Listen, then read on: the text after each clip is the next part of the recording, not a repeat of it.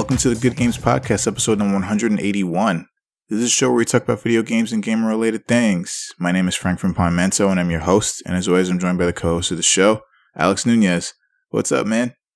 What a weekend. What a weekend. Frank, how have you been, sir?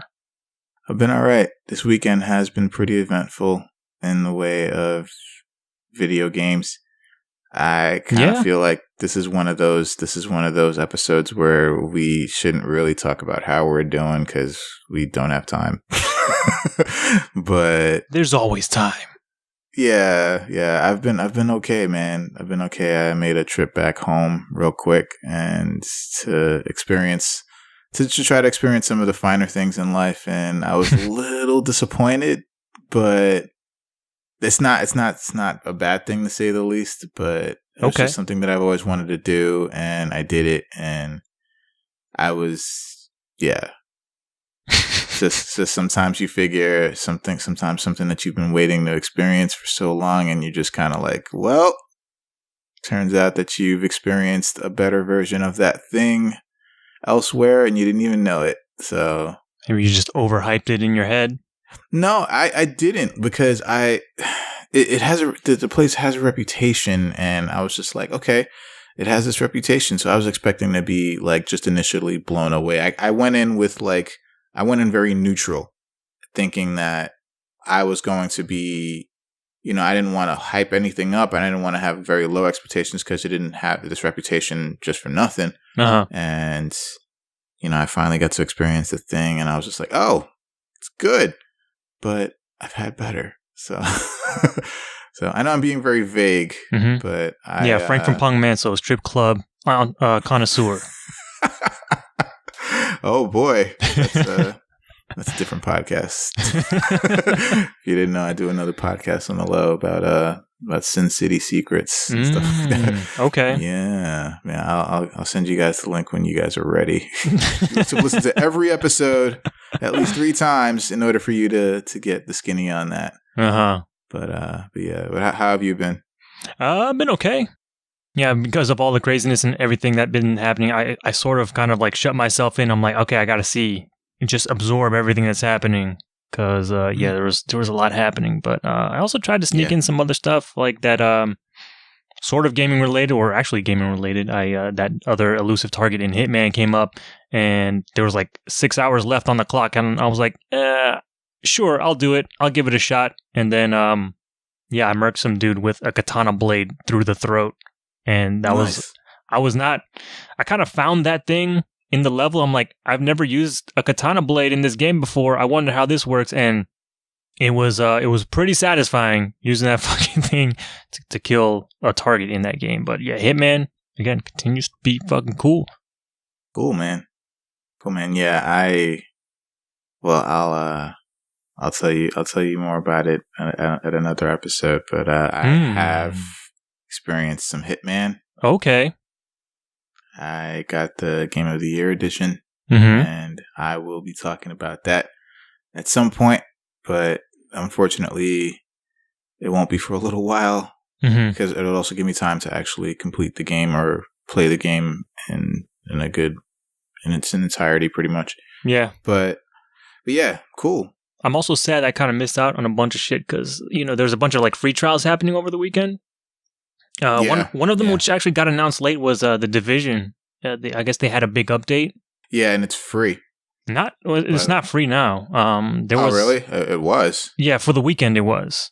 But I spent like the first hour and change of that game. I'm like, yeah, I'm gonna play more of this, and then I never got back to it until like Monday, and then I'm like, oh hey, the trial is over. I can't play this unless I pay. Oh, but man. I saw it drop down to like $15 on PC, and I was sort of tempted, but I'm like, nah, I'll maybe come back later when I have actual time. But also, like Destiny 2 shit was happening because there was a weapon that was crazy broken, and people were going nuts in PvP because it was just fucking melting people left and right. And Bungie basically gave the gun to everybody because it was so broken, and it was just laser tag city in Destiny 2 last week. And I wanted to check it out just to see what that madness was like, but ended up not being able to because, I don't know, just so much going on. Yeah, there was a lot happening. Oh, and for people who are not aware, the Fighting EX Layer beta is available. Yes. So it's available until Christmas Day. So December 25th, for those of you not in the States. Or 2 weeks. Yeah, for about 2 weeks. And so you can go and download that.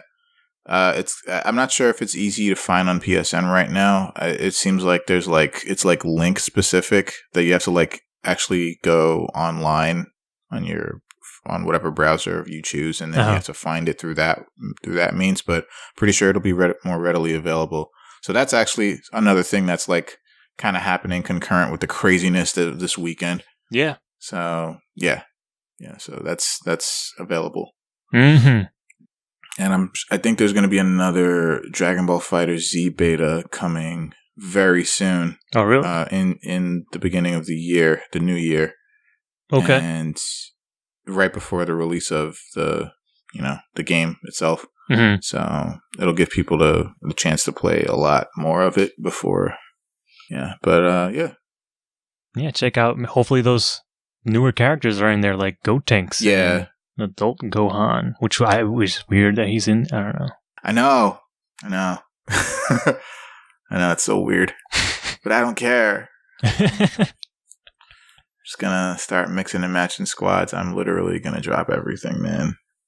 Kid Gohan, Adult Gohan, and Piccolo. That's your team? No.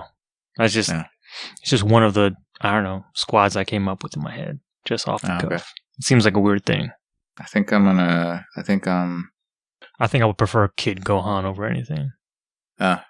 Yeah, because he's actually good. No offense to Gohan. Gohan really doesn't hit his stride ever. Not even in Super? Apparently there was a big build up for him, and then they just dropped it. Oh. Yeah, big time. Like they literally dropped the ball on that. That's like big time. It's like history repeating itself. Yeah, but I think my squad. I don't know. I think I might do Vegeta, Piccolo, and Gotenks, or Vegeta, Piccolo, and Yamcha. I want to try Yamcha. I think he's gonna be top tier, man. I think he's gonna do it. I think he's gonna be top tier. Because if you get beat by Yamcha, like you got fucking beat. Like there's no excuse. So, well, if that's the case, he'll be low tier then. Yeah, because it will be in my heart. It's gonna be top tier in my heart. Don't be surprised you'll see a Yamcha at Evo. That would be great. That would be fantastic. That'd be fucking awesome. Don't sleep on him. But all right. I think we've preambled enough. We have to get started with the events that happened this weekend.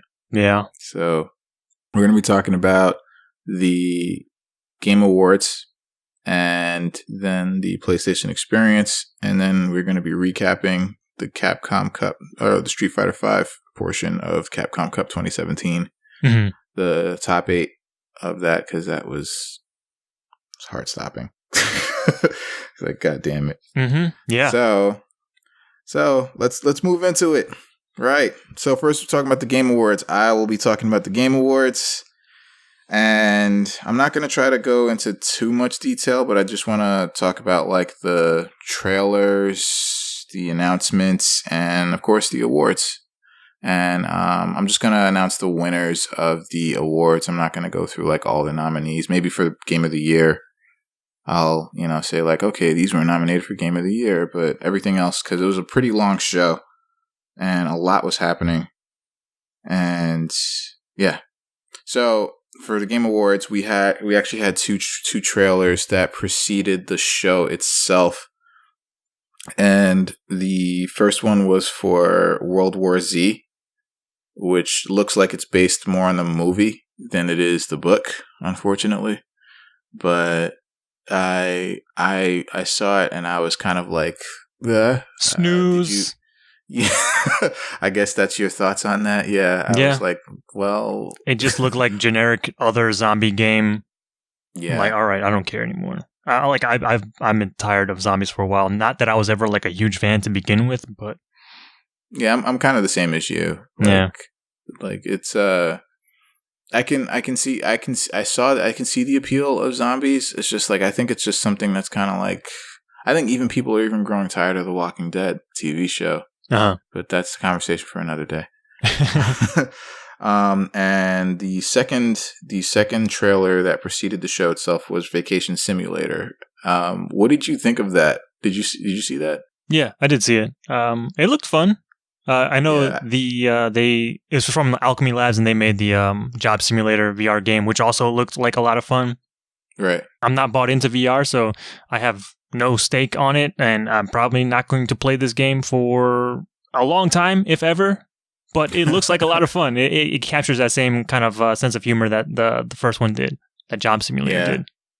I kind of really want to play that game, man. Like it looks just like so stupid. It is, but in the best way. Yeah, and like in such a good way. It's like it looks like so much fun, and it's just like just be on vacation and just do vacation things, like eat a hot dog out of the water. Why not? Like, like it's crazy. It looks crazy. It looks so dumb, but it looks good. It looks really good, and I really kind of want to play it, but I'm not sure if I'm willing to drop the pesos for the VR unit to play it. So. So the show starts proper, and then we get another major trailer in Accounting Plus, made by one of the creators of Rick and Morty, and I forget the developing company at the moment, but I don't know how involved the Rick and Morty guy is. I don't know if he did anything more than just the voice for some of the characters. Yeah, it's possible. It's possible that he did just that, because you definitely hear his voice very prevalent throughout the trailer. Mm-hmm. But yeah, it seems like it's an existing, like, because I know Accounting is a VR game, and I guess they're expanding on that and then bringing it to PlayStation VR. Right. The creator of the game, the creator of Stanley Parable, William Pooh, is involved in making Accounting Plus. So he's actually a developer on this game. Yeah, Stanley. Okay, now that makes sense, because knowing what little I know of accounting and knowing and playing Stanley Parable, that kind of makes sense, that parallel. So, all right, I kind of get where this is coming from. Yeah. It looks sort of nuts. And I think that's just kind of the method of madness to the game, especially I think the accounting game without the plus. Yeah. So yeah. It looks just kind of crazy, but I'm kind of like on the line of you where you said, like, I don't think we really want to play the game, but it looks just crazy. I mean, if I had VR, I'd definitely play that game, but I don't. Yeah. So, and I'm probably not going to get a VR headset anytime soon. Yeah, but it looks fucking cool. Yeah. But all right, so then we move on into some awards. Unfortunately, they announced like 4 awards, like off screen. Like it was just like, what? Like what happened? I thought there would be a little bit more pomp and circumstance for some of the awards that they did this for, but in any case, so they announced the winner for Best Mobile Game, which is Monument Valley 2. Yes. Best Sports/Racing Game was Forza Motorsport 7. Best VR AR Game is Resident Evil 7. Damn right. Well deserved. Even though I didn't experience it in VR, I can just imagine the terror and the horror that it would inflict on people. People are crazy. And Best Handheld Game went to Metroid: Samus Returns.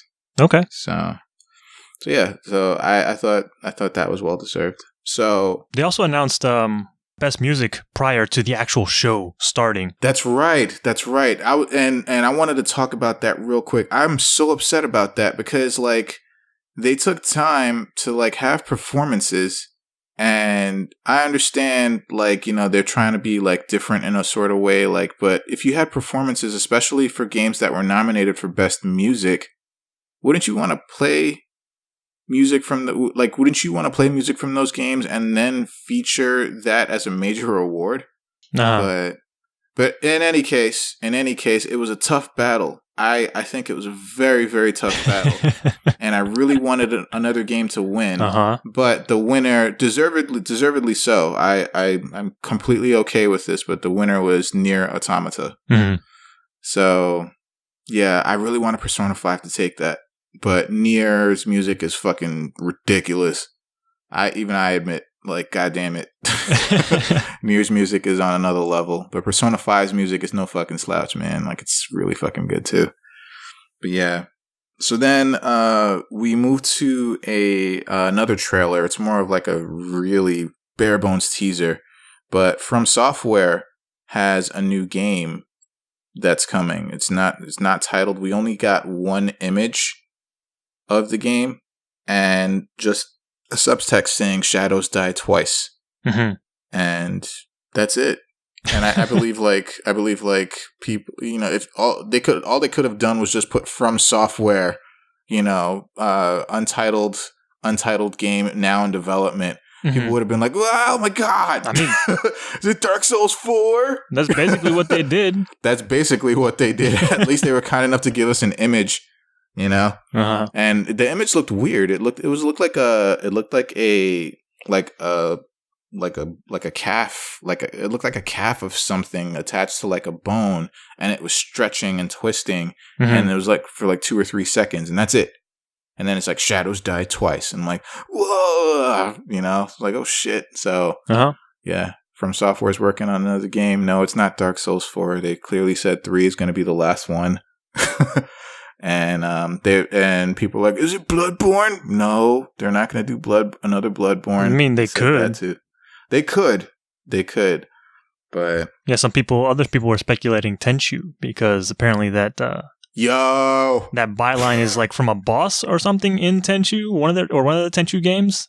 Oh, it might be from Tenchu 2, actually. So that's what other people were speculating. I don't even know if they have access to that IP anymore or not. I forget. No, it's a Sony game, I think. It was Activision. It was Activision. Yeah, so I don't know. Who knows who has it at this point? But I think From Software was at some point involved, or I don't know. So, but that was being thrown around as well. Yeah, that was shit. If anything would get me back into Tenchu, I used to play the shit out of Tenchu. Not so much Tenchu 2, and then I stopped playing Tenchu. But the first Tenchu, whoa, love that game. Played that game, spent like entire weekends playing that fucking game. So then we had another award for best narrative, and that was like the first like televised award. Yeah, this is at this point the show officially started. It's in full swing. Yeah. So the best narrative went to What Remains of Edith Finch. Fuck yes. And I know you played that game, and do you think that was deserving of that? Yes. Contenders? Absolutely. I don't remember what the other nominees were, but Edith Finch certainly deserves that award because they approach narrative in a way that other games have not, and it is pretty fucking cool. Well, the other contenders, just for reference, were Hellblade: Senua's Sacrifice, Horizon Zero Dawn, Nier Automata, What Remains of Edith Finch, which won, and Wolfenstein 2, the New Colossus. So I'd say with Nier and Hellblade and Horizon, it's a pretty tough category. Yeah. So I didn't play Wolfenstein, but Wolfenstein did get a lot of accolades. Yeah, for sure. This year. So yeah, but cool. Yeah, I was happy to see, like, especially in that kind of pack, like fucking Edith Finch hangs with that group, and I was kind of happy to see that it won at least one award. Yeah. So then we got another trailer for In the Valley of the Gods, or In the Valley of Gods, I should say. And it's from Campo Santo, who made Firewatch. And it seems to me like a sort of different, kind of like a different take. It seems to me very different from what Firewatch was. A little bit, I think. Yeah, it's basically the trailer was like it was a singer play. It looked like a exploration heavy game, and you're exploring like Egypt, or at least a part of Egypt, in search of treasure of some sort. and I liked what I saw. I thought this looked really cool. I kind of got a Broken Age sort of vibe from it, but without all the point click adventure thing. It's more like you can actually move around and be free with what you wanted to do. But yeah, it was like it looked pretty cool. Yeah. What did you think about it? Yeah, I was like, yeah, sign me up, because they didn't really show much about like exactly what the game is. It's more felt like a tone trailer, like what to expect of like how things will be. But yeah, like everything looked great. The art direction is pretty much the thing that stands out there, and very reminiscent of Firewatch. So yeah, I liked what they did with Firewatch, although I had problems with like the ending. But overall, I enjoyed that experience, and I really want to know what they do next. But I think the biggest surprise about that game is that it's like they announced it's coming out in 2019, not even 2018. Yeah. They're like, fuck that, we're like 2 years out still. Yeah, pretty much. But yeah, it looked cool. Yeah, it looks pretty good. So, all right, so then we move along into Best Action Game, the award for Best Action Game, and that went to Wolfenstein 2, The New Colossus. Okay. So at first I was like, wait, what about Nier? But Nier was nominated for another category. I was surprised that it didn't qualify as an action game. Oh, it wasn't even nominated for this category? No, it was nominated for Best RPG. And okay. I'm like, what? Well, so I can see that. It's an action RPG basically. Yeah. So I just thought it fit more in the vein of action. But it's not always action, right? Like, no, not like it's not like it controls a lot like Bayonetta, like a Bayonetta game. But in this case, there's a lot more walking around, a lot more exploration, and there are RPG elements with customization and experience and building up things. And yeah, it's especially also like a character NPC interaction and the conversations you can have. So I can understand why they wanted to push it into the RPG category, but when the action starts, it's like fucking straight up pure character action. Like fuck, yeah, like it's so fast and shit. But in any case, just a side note on this category is that Zachary Levi was a presenter for this award, and then I don't know if you remember, but he started off with this whole microtransaction joke thing. He's like, oh wait, I can't open the envelope without spending a microtransaction. And he takes out his card and he swipes it against the card. He swipes it through the seal. I'm like, oh my god, this is where we've come. Jesus. Yo, I don't know. To be honest, he was the only one that had like a sort of tasteless joke like that. I mean, it was kind of funny though. Mm-hmm. It's kind of funny though. It's just kind of a little. I don't know. I don't think the joke landed as well as he thought it would have. But it was a little eye rolling, but I don't know. It kind of worked, but still, like, it was funny. I still don't feel great about it, but it's not the worst thing that happened. No, we'll get there. So Wolfenstein 2 won Best Action Game. Now, so then we have another trailer for Warframe Community. And apparently Warframe has been one of those games that's been like just a straight up hidden gem that no one's been playing. I mean, people have been playing it. Just no one talks about it. It's crazy to me. Mm-hmm. Like, Warframe is pretty legit. And it's free. It's been legit. For the most part. Yeah. Well, no, it's completely free. Completely? Oh, okay. Yeah. I thought some DLC would have been paid for, but yeah, it's free. Mm-hmm. And yeah, that's crazy to me. Yeah, you're basically fucking cyborg ninjas running against walls and shit, and sort of Destiny-like in it, but not the same thing. But yeah. Yeah.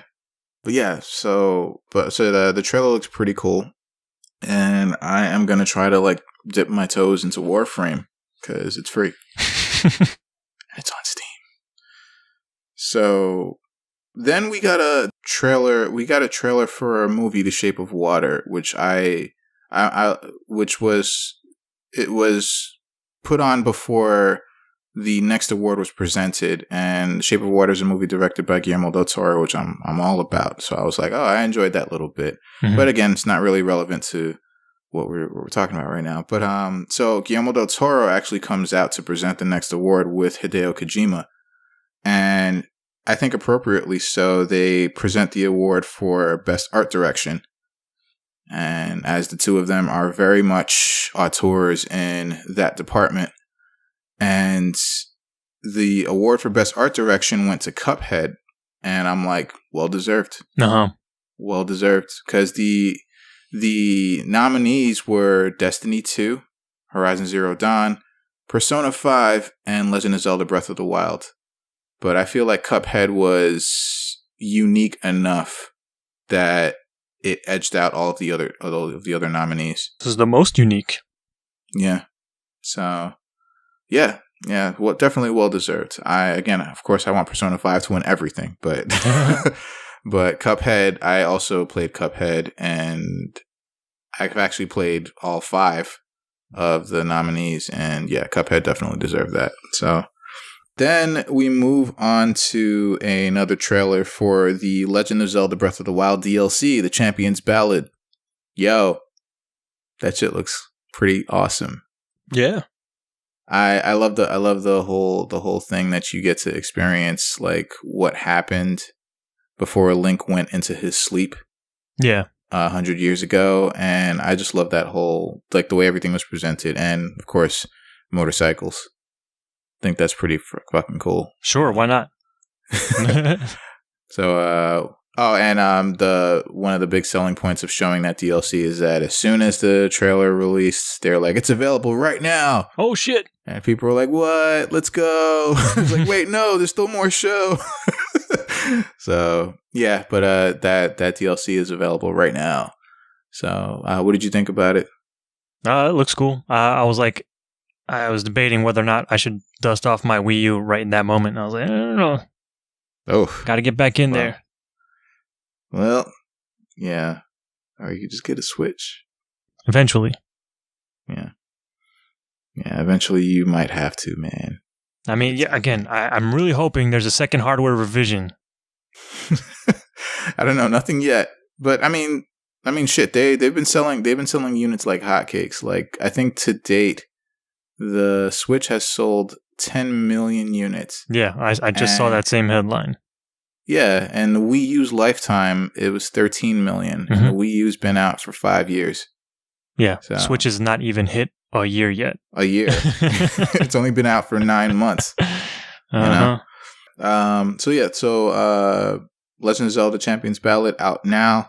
So then the next award that's presented was the Industry Icon Award, and it went to a Ms. Carol Shaw. Yeah. Mrs. Carol Shaw. And I thought that was just that whole thing was just so awesome and so nice, like, of them to do. Mm-hmm. And she's just like, to me, she's like the sweetest old woman.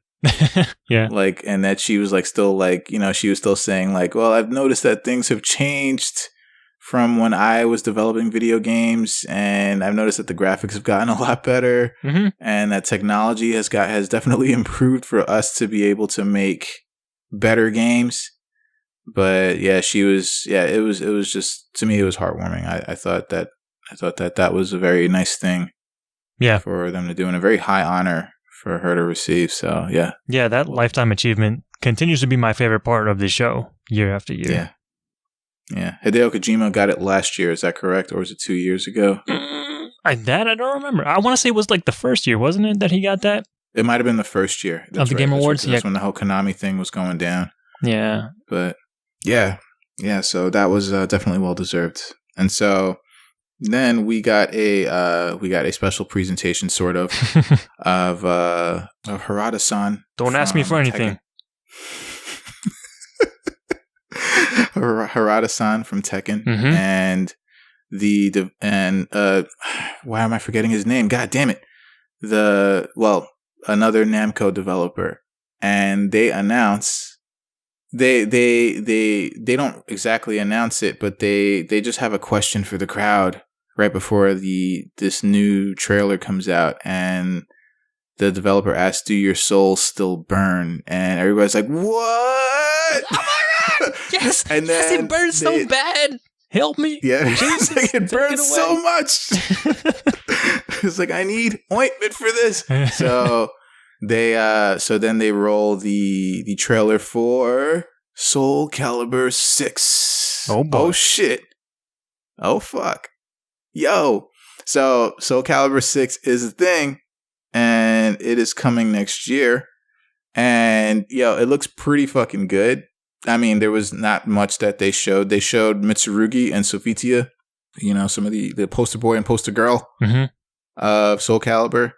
And they showed them doing Soul Calibur things. Yep. And I think people were just like hype for Soul Calibur. Yeah. So, yeah, Soul Calibur 6 is a thing. It was definitely, it was rumored heavily that they would show Soul Calibur 6 at the Game Awards. And yeah, there you go. Yep. So, I mean, were you excited about it? I was kind of excited. Granted, I haven't played a Soul Calibur game since 2, but yeah. I don't know. It seems like we're in a renaissance and everything is coming out. Or anything fighting game related that has been coming out has been pretty fucking good so far. Yeah. So hopefully Soul Calibur comes back with a vengeance. Yeah. So, all right. So now we're back to announcing off-screen awards. So they announced like 5 awards in a row off-screen. I'm like, oh, God. So I got a preamble because come on, guys. Like, seriously, come on, guys. So they announced Best RPG, and the nominees for Best RPG, I have to preamble this because it's a pretty big category. So they were Divinity Original Sin 2, Final Fantasy 15, Nier Automata, Persona 5, and South Park: The Fractured Butthole. And the winner, I'm so happy. The winner was Persona 5. Now, I haven't played Divinity and I haven't played South Park, but I have played the other 3. And yeah, as far as RPG elements go, I would say Final Fantasy 15. Yeah, okay. But Final Fantasy 15 just had problems and issues, and it had like 15 minutes of story. It's just like all over the place. But Persona 5 was through and through. I played that game. That game took over my life for 7 weeks. And yeah, it's totally well deserved. I'm glad it won Best RPG. So yeah. So then back to the other off-screen awards. So Best Strategy Game went to Mario plus Rabbids Kingdom Battle. Most anticipated game was The Last of Us 2. Best Family Game was Super Mario Odyssey. I kind of felt like that category was kind of a wash. It was weird. Okay. Kind of like, well, I don't know. Like, Mario Odyssey is not really a game you play with your whole family. It's just like, well. I mean, you can. They just watch you. I mean, you can play like with 2 people. But it's like. But it's also enjoyable by the whole family. Like everybody in the family can enjoy it. I guess it's a lot of exploration. So I guess I can see it. You could pass a controller. Hey, I'm having trouble with this thing. Dad, help me out. Do this hard thing. That would not be how it would be in my family. I'd be like, I'm having trouble with this thing. Get out of here, son. Let me let me consult good old Google and see what's going on here. But yeah, so then they announced Best Esports Team. And that, again, for the second year, went to Cloud9. So then we move on to another award for Best Debut Indie Game. And that went to Cuphead. And I believe that there was another category for Best Indie Game in general, if I'm not mistaken.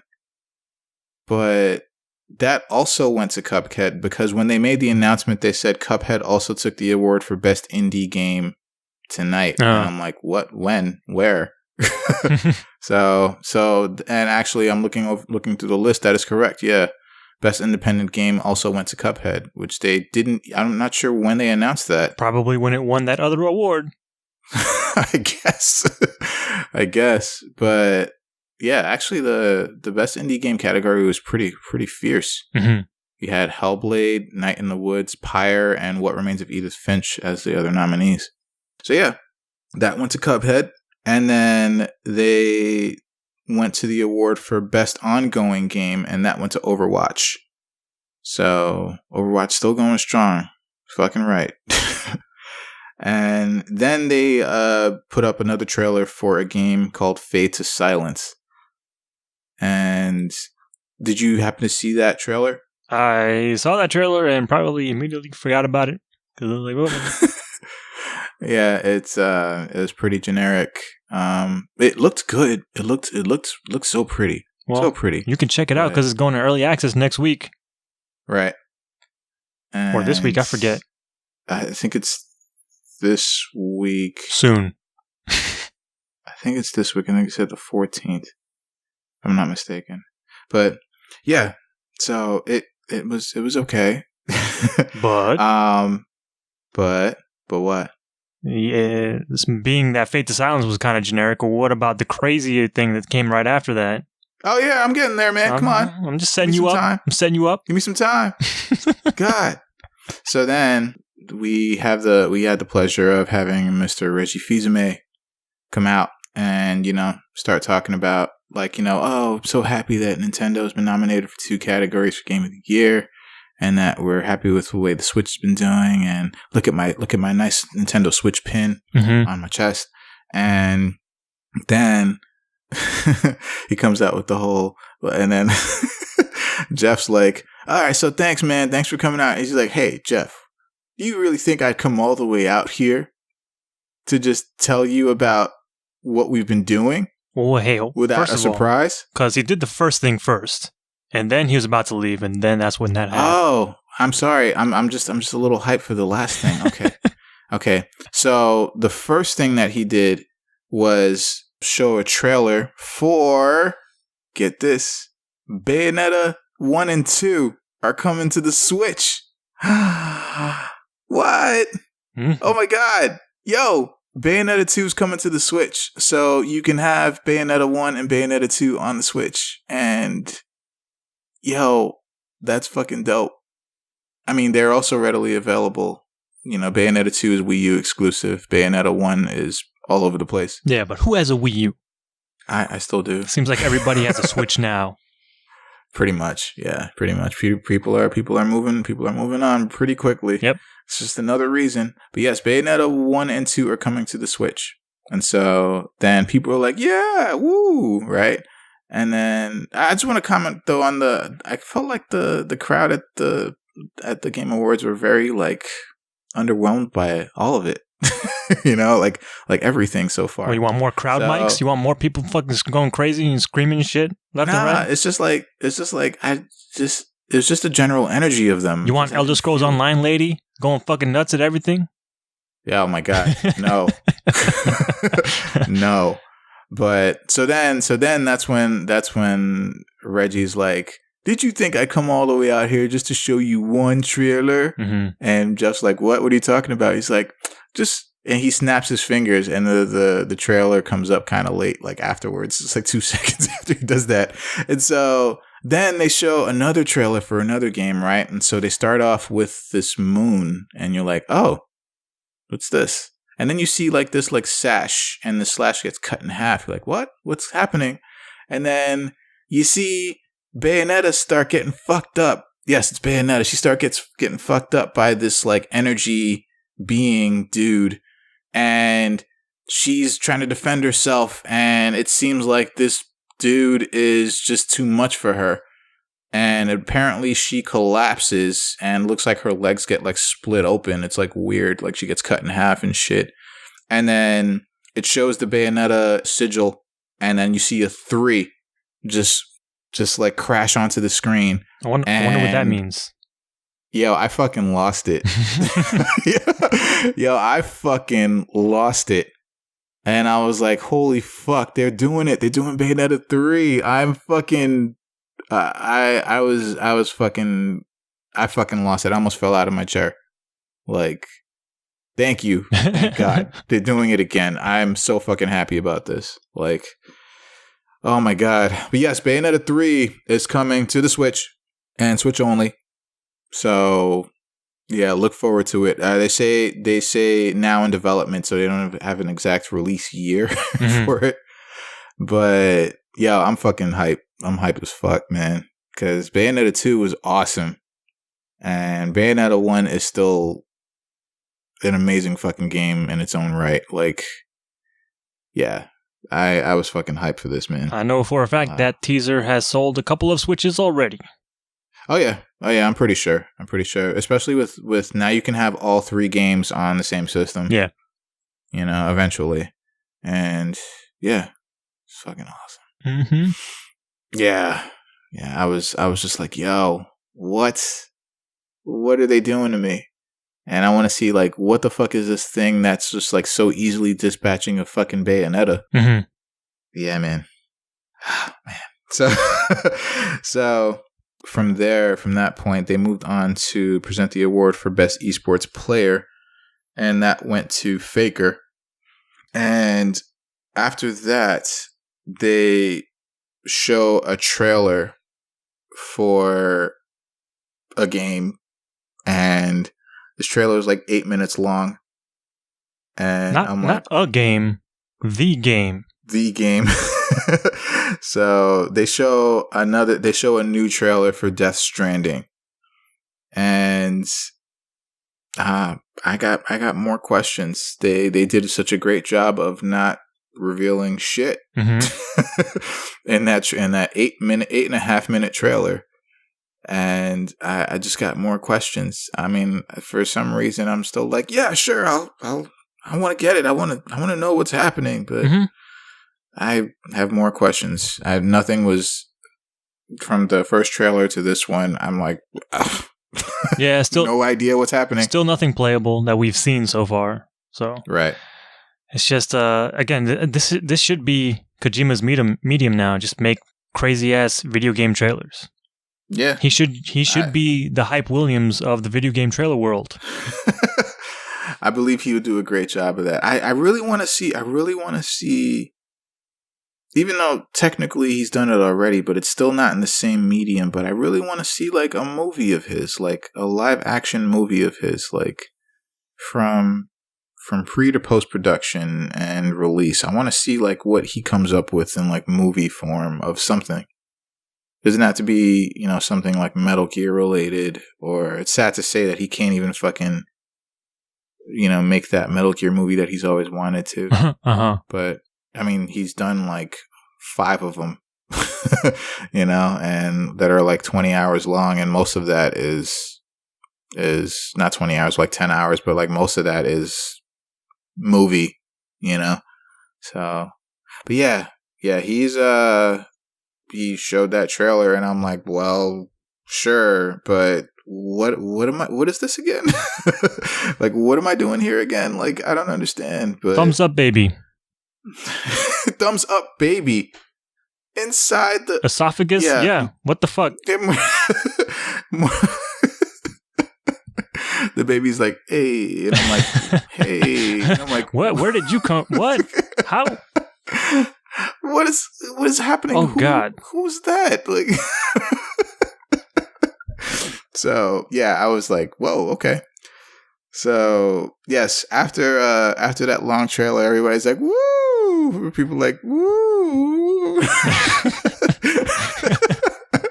But so then we move on into the award for best student game, and that went to Level Squared. And then we had a trailer for a game called Witchfire, which I thought looked pretty interesting.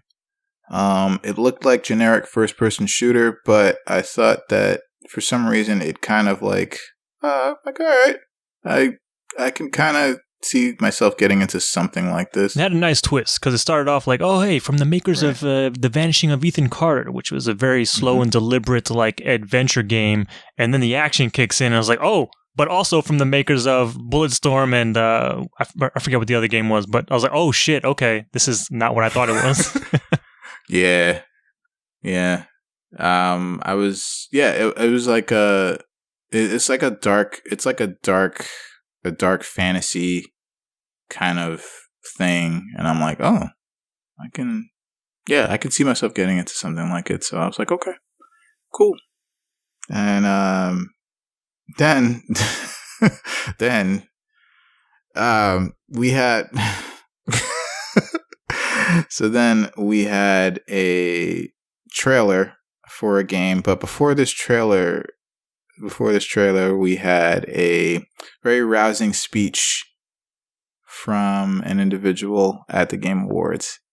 And this speech was like, it went on way too long. You could tell like Jeff Keighley was even getting like kind of a little like nervous and antsy.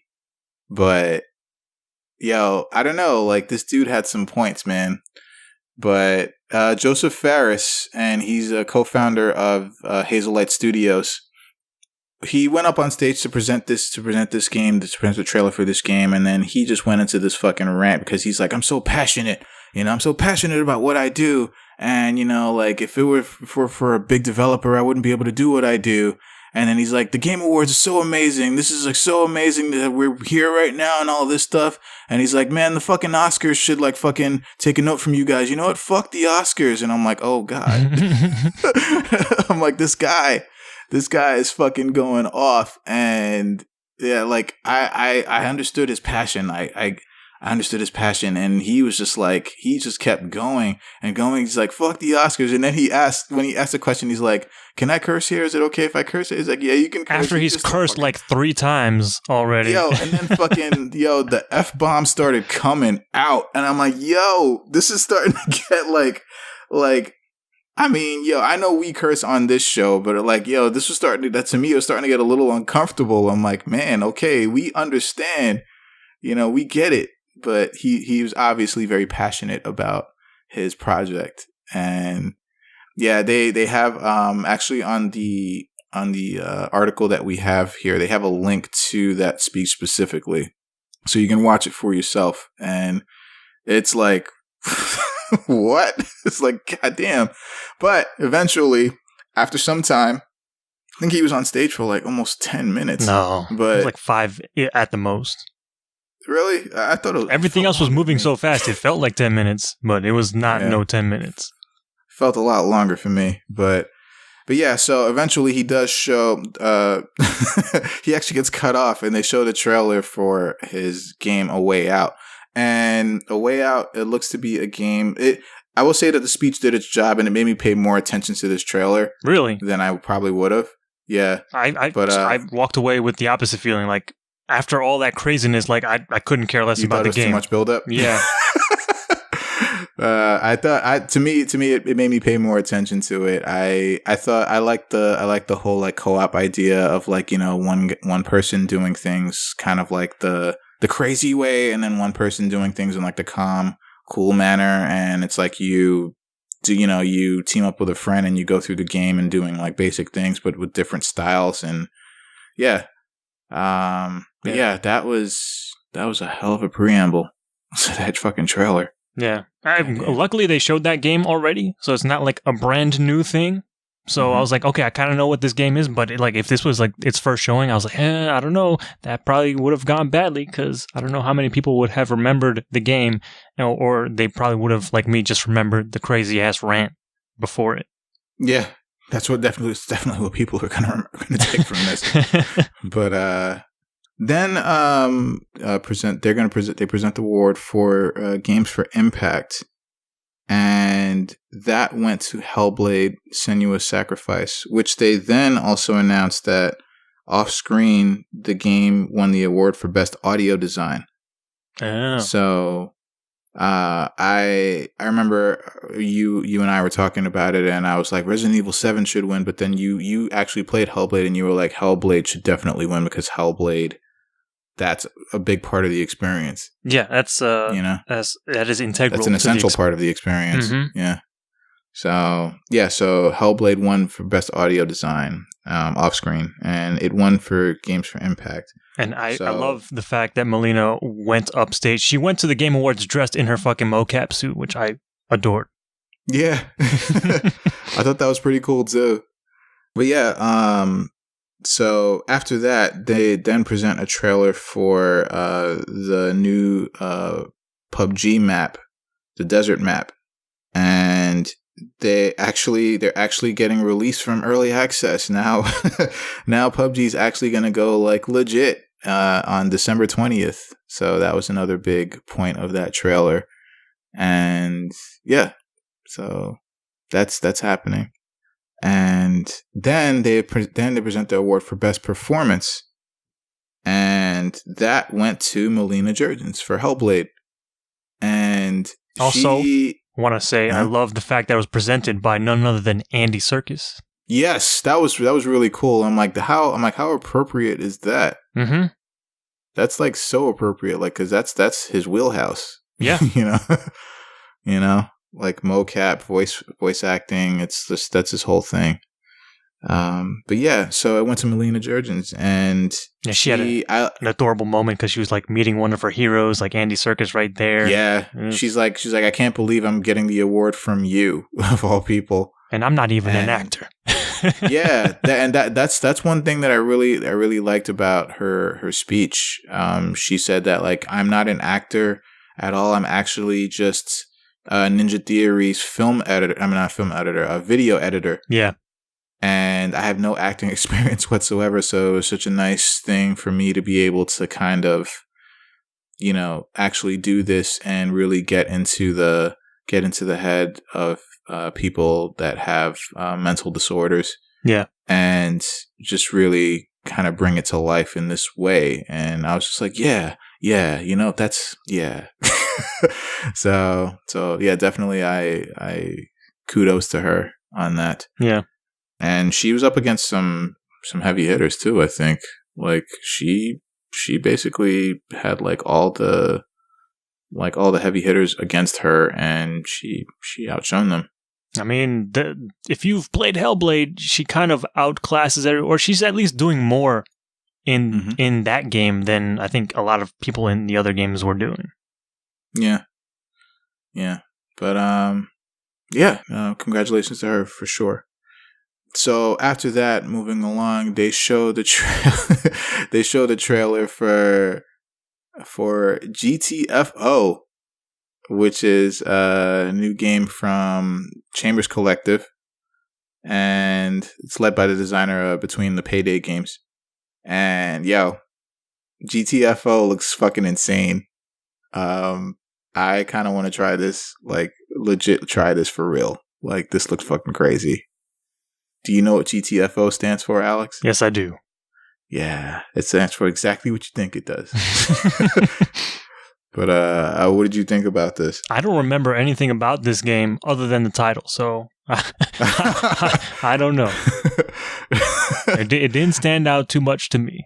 Ah, yeah. I guess it did. I guess it did its job in its own right with the title then. Mm-hmm. But yeah, this game looks fucking crazy. Like, I'm like, yeah, whoa, oh shit. So yeah. Then we have the award for best game direction, and that went to The Legend of Zelda: Breath of the Wild. And actually, they also announced with that award that Breath of the Wild won best action adventure game, not to be confused with best action game, different category. Mm-hmm. So yeah, and then they show a trailer for Metro Exodus, which I was kind of like, okay, it's kind of there, sure. I'm not sure if you have any thoughts on it. It looks cool, but I'm sure like that trailer is more pointed at like fans of the previous games. So like, oh shit, new Metro's coming out, because right. I've heard very good things about that series. Okay, so then we got the final award of the night, the highest honor. Got Game of the Year. So, Game of the Year nominees, which has been no secret for a while, but Game of the Year nominees were Horizon Zero Dawn, Persona 5, PlayerUnknown's Battlegrounds, Super Mario Odyssey, and The Legend of Zelda: Breath of the Wild. And the winner was pretty much what everyone's thinking was going to win. PUBG, baby. No. Best game of 2017. No. That didn't win Game of the Year. And the winner was Legend of Zelda: Breath of the Wild. And that was no surprise for me. I wanted Persona 5 to win it, but Legend of Zelda: Breath of the Wild, deservedly so, did something in a big way and it literally moved millions of units of the Switch. So like millions upon millions of units of the Switch. You want to talk about millions of units? Look at PUBG, son. Well, yeah. Mm-hmm. Shit. PUBG. But the thing is, I think like there was like a whole like debate with PUBG. Like it's technically not like finished, and which I hate. That might have. What's that? Which I hate, because in this day and age, what fucking game ships finished? You know, everything else has like day one patches, or like things change with the game with patches in the future. So it's like nothing's ever done. Well, I mean, the other 4 games in the category are finished games, like Persona 5, Horizon Zero Dawn, Mario Odyssey, Zelda. I mean, they are all finished. Horizon Zero Dawn just got like, big patches in DLC. I don't know. True. It was also but it was also like really late. Like I thought that game, if anything, would have been like complete. But yeah, I think that was. I'm not sure if that had anything to do with why it wasn't Game of the Year, because like it beat every other game like in almost every category, like as far as like what matters as far as financials and like actually like exposure. And stuff like that. But that's only a part of the puzzle. Like there are other things to consider for like the best game of the year, Yeah. But again, I think, a lot of people have been saying PUBG, hey, doesn't hang or shouldn't be considered because it's not finished. Fuck that. It's like the core of the gameplay is there. Millions of people are fucking playing it, and it's playable. And yeah, it's just, it's what matters is there. What needs to be filled in are like other features and things like that. But the core of the experience is already in place and should be, awarded, if anything, if people just think it deserves it, whether it's finished or not. Well, maybe next time. But yeah, Legend of Zelda Breath of the Wild took Game of the Year, took the highest honor for the night. And that is going to do it for the Game Awards, at least for what we talked about. Well, there were actually like a couple of trailers that I could have sworn like I watched the whole thing, and I didn't see exactly where these awards were shown, but there was a trailer for a game called Dreams. Yeah. That I was just like, when did this happen? Like, I watched the whole thing from start to finish, commercials and everything. I saw it. I saw that trailer. You did? Yeah. When did it happen? Do you remember? Yes, it happened right after the Joseph Fares incident and his trailer. Oh, damn it. I must have been through that excitement. I was just like, what? I'm like, what the fuck is this guy? But Dreams looks pretty interesting. I think it's a nice concept. Yeah, it's also been announced before, but we haven't heard from it in a long time. But it's Media Molecule's next joint after Little Big Planet. Right. And actually, I think that's it. Yeah, that's it. That's it. And one of the commercials, they did show Fortnite Battle Royale's new 50 vs. 50 team mode. And that was not really an announcement, but it was one of the commercials. So, yeah. But yeah, that's it. That's it for that. So now I'm gonna kick it over to you for the PlayStation experience and what we heard from that. Well, actually, before we do that, do you want to go over like some quick thoughts on what you thought the Game Awards experience was like? Oh, in general? Yeah. So, for the bad side of things, I think they're getting a little lazy with a lot of the presentation. I think like that they're kind of like on the whole, like if it's not broke, don't fix it. And so they're kind of just keeping the status quo. Mm-hmm. But it's not to say that like, it's been a lot worse, and I'm glad that there's something like this at all that's actually like seemingly legit now. Yeah, because the Game Awards of any kind before this iteration of it was like a fucking joke. Like a straight up joke. Like people did not give a fuck, and I'm glad that this is the way it is. For the good side of things, I feel like I feel like it's on this along the same lines where it's like I'm glad that this has become like something legit and it's become something presentable, and they are.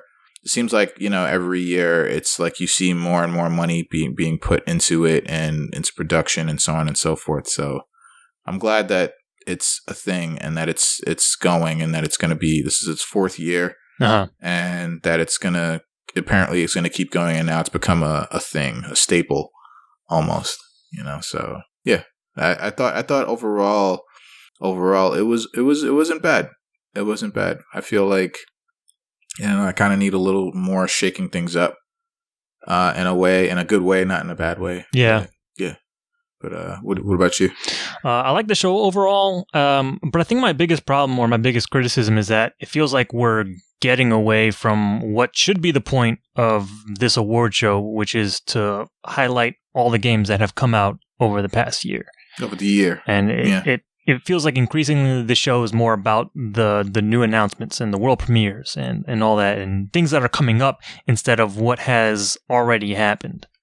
And looking at the awards, like how many awards that they actually present on screen and how much time they give those people to, like, you know, give their speeches and stuff. It's just like seconds. It's a minute, if that. And I'd like to see us focus, or this show focus more on the developers of these games from the past year and show more of, you know, these games other than like the quick, like when they actually do present an award, you get a little trailer showing off the nominees, and then one game wins, and then somebody comes up to talk about a little bit or give their thanks, and that's it. That's all we see.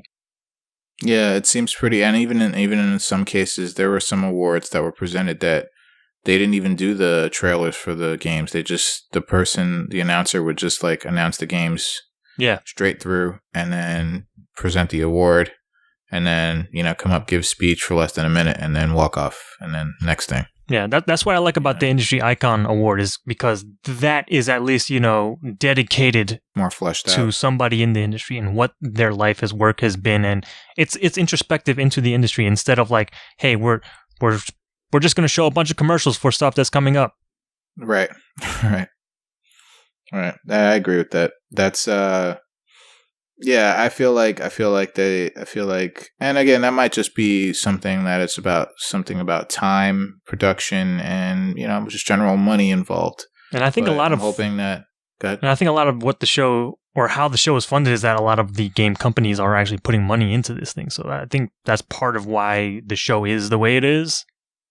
Kind of just like, hey, let's make these big announcements and generate some. Let's just make it basically a giant advertising. Yeah. An advertising venue.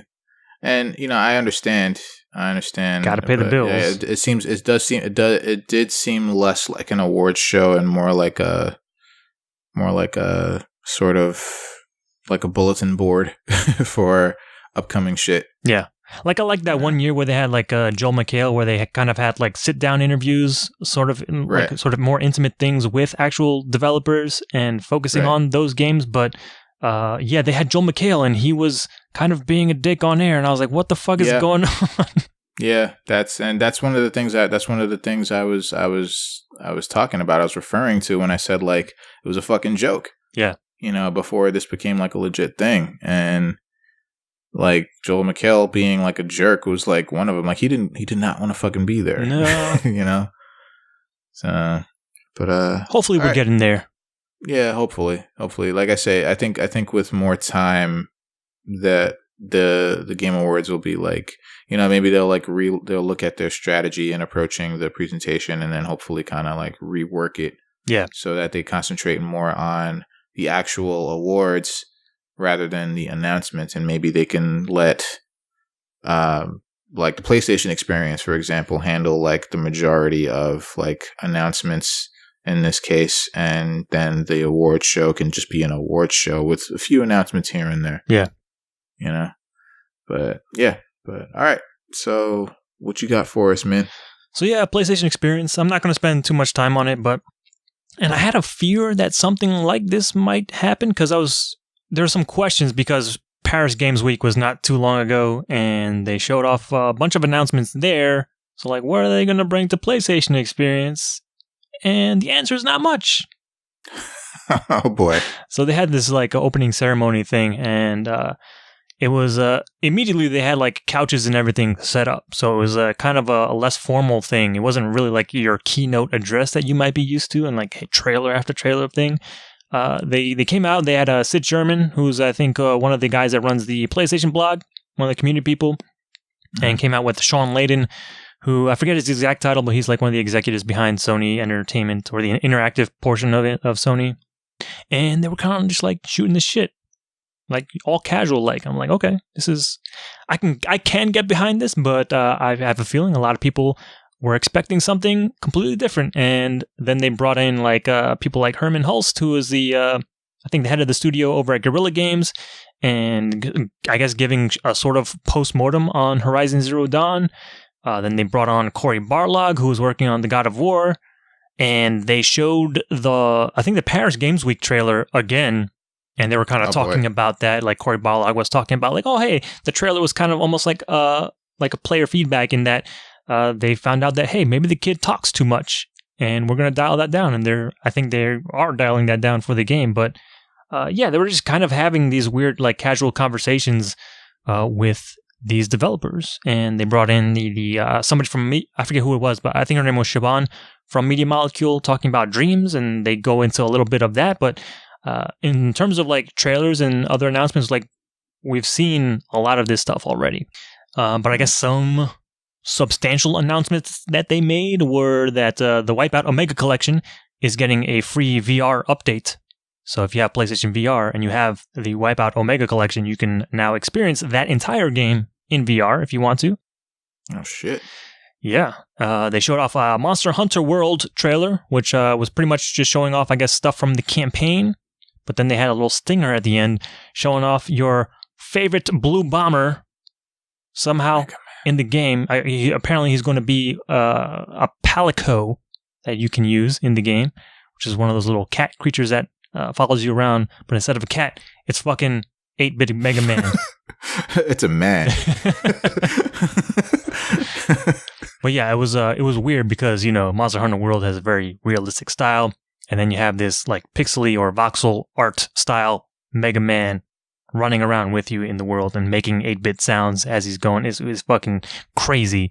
But I think a lot of people can get behind that. They showed a more extended trailer of Soul Calibur 6. So there's some new stuff that you saw there. It wasn't just like the quick teaser that was in the Game Awards. So you got to see a little bit more gameplay. And they kind of closed the show with another big announcement. They had that running gag from, I guess since the beginning of the PlayStation experience, where Sean Layden was, he has the thing with the shirts, and he's wearing a shirt that has a Sony property on it, and that means, hey, we're getting that thing. And this year's shirt was Medieval. So they're that's right. They're remaking Medieval in 4K and everything. They showed a quick teaser about it. I don't even think we got a release window or anything, but it is coming. That's all we know. The other, I think, substantial thing is similar to their little casual conversations. They also brought in some of the bigger Sony heavy hitters, such as Andy House, Mark Cerny, and Hideo Kojima. And they showed off the same exact Death Stranding trailer from the Game Awards. I was like, Oh, really? I thought that like maybe they're like, hey, we're going to just show a little snippet of it, or maybe there's something different specifically for this audience. Nope. Right. You have to sit through the whole 8.5 minutes, same thing. Same ass, long ass trailer. And they kind of just were talking sort of around the game. They weren't really specifically talking about Death Stranding, but more of like how, I guess like they were talking a little bit about Andy House's and Kojima's relationship, how, Death Stranding kind of came about, or how they brought it into Sony and stuff like that. But I kind of enjoy those conversations, but it's not like, we're not saying anything new here. It's like it's basically like a Comic-Con panel, but they're putting it as like, or they're presenting it almost in the space that a keynote would occur. Mm-hmm. And I'm not sure what the reaction was, but I'm sure a lot of people were not very happy with the way this turned out. But I don't know. Yeah, that's pretty much the PlayStation experience. There were some other panels and stuff that they live streamed. I know they had like an Uncharted panel with a lot of the older voice actors there. Yeah, they had like a 10th anniversary panel going on. I actually watched a little bit of that. I wanted to finish that. Yeah, they showed there was the one that I did see was the Ghost of Tsushima panel because I wanted to know more about that game. But unfortunately, a lot of what they talk about is the trailer that they put out and not necessarily the game. I was like, oh man, let's just give us some more information. Come on. But yeah, they also had the Last of Us 2 panel there that they live streamed that I wanted to see as well. Yeah. But yeah, that was pretty much the big stuff coming from PlayStation Experience. I'm sure more of the important things that were there were actually on the show floor that you can, play and interact with. But yeah, it was not a lot going on there. But understandably, because they kind of blew their wad at Paris Games Week. So I'm like, I don't know what else they could have done here. But other than maybe set the expectation like, hey, there's not gonna be a crazy amount of announcements here, or there's not going to be like this opening press conference or keynote or whatever it is. We're just gonna have a casual conversation with you guys. Yeah, well, it's hopefully they can kind of strategize better with timing. Yeah. And maybe split the amount of announcements that they share with Paris Games Week and with the PlayStation Experience. Yeah. Or else it'll just be like the PlayStation Experience doesn't need to exist anymore. Yeah. I'm sure it does well for them. You can play games on hand, sure, but like as far as like the big reveals and stuff, like it sounded like there was next to nothing. Yeah. But I think it serves a purpose, for at least giving people away, like, the PlayStation fans, like the hardcore that want to actually be on board and be the first to see what's new from Sony and get the hands on and all that. Like that. I can see why they would want to keep doing it, but it's hard to say like what because I don't even know what, like, because Paris Games Week felt like it came out of left field. I've never heard of that before. Maybe it's been a thing for a while. New. Yeah, I think it was a brand new thing. Mm-hmm. And yeah, that came out of nowhere. I was like, what? Okay.